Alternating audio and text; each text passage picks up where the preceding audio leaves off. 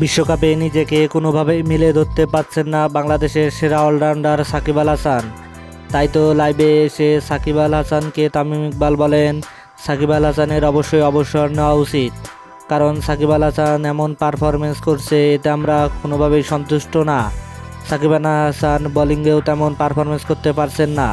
শ্রীলঙ্কার বিপক্ষে 3 ওভার বল ঘুরিয়ে মাত্র রান দিয়েছেন 30 এবং উইকেট পাননি একটিও।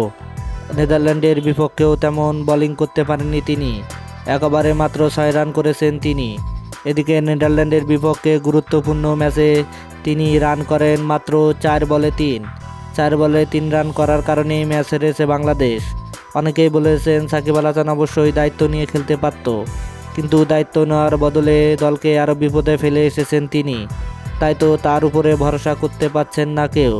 সাকিব আল হাসান বোলিংয়ে না পারলেও ব্যাটিংয়ে অনেক সময় জ্বলে ওঠেন, কিন্তু এবারের বিশ্বকাপে 2 বিভাগেই নিজেকে মেলে ধরতে পারছেন না সাকিব আল হাসান।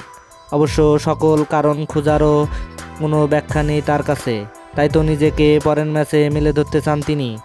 দর্শক, আপনি কি মনে করেন সাকিব আল হাসান আবারও পুরনো রূপে ফিরতে পারবে? তাহলে অবশ্যই আপনার মূল্যবান মতামত কমেন্ট বক্সে জানিয়ে দিবেন। ধন্যবাদ। আল্লাহ হাফেজ।